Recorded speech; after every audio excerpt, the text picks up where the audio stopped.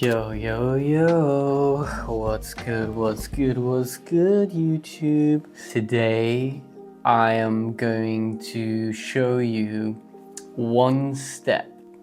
It's really simple, but it's a thing that most people skip. And it's one thing that you can do before using a compressor in your vocal chain. It's gonna be a quick one today because I pre-recorded the workflow, but I fuzzled it up by not charging my lav mics. So I had like a workflow without a voiceover where I was actually live in there talking to you guys. But you know, these things happen. I'm learning with this YouTube thing too, so let's dive straight in.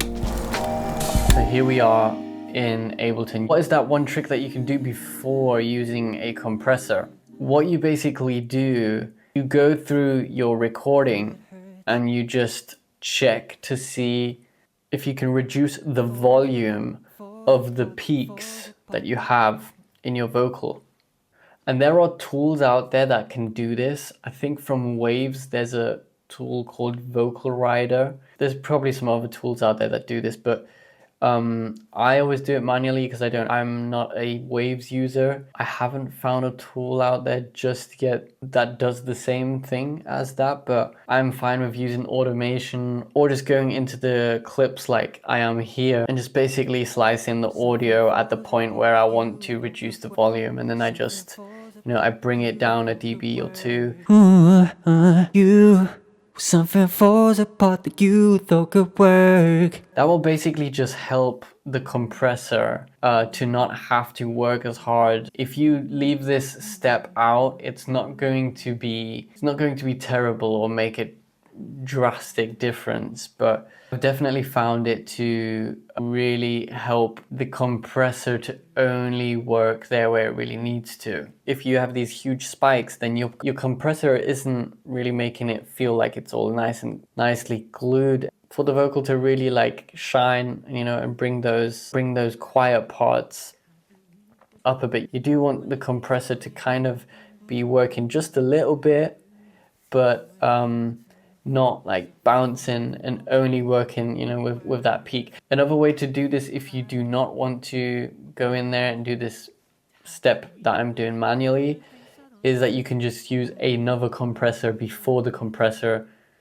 I already used two compressors here, but you could use another compressor to replace that.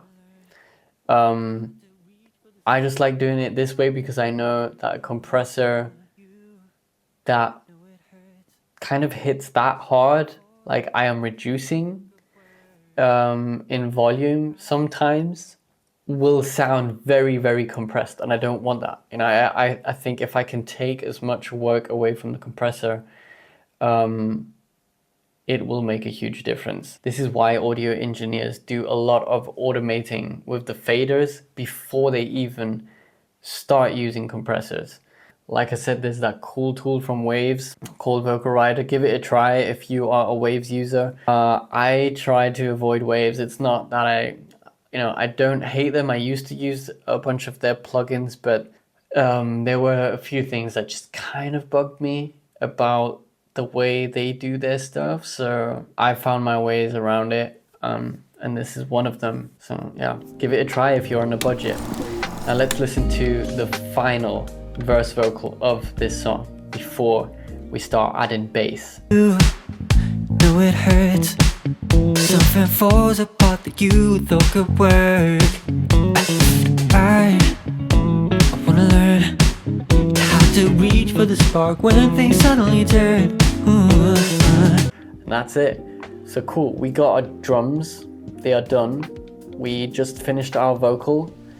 And now in the next video we are going to be recording some bass for the verse. I'm excited to see you there. If you join, I would appreciate you for stopping by.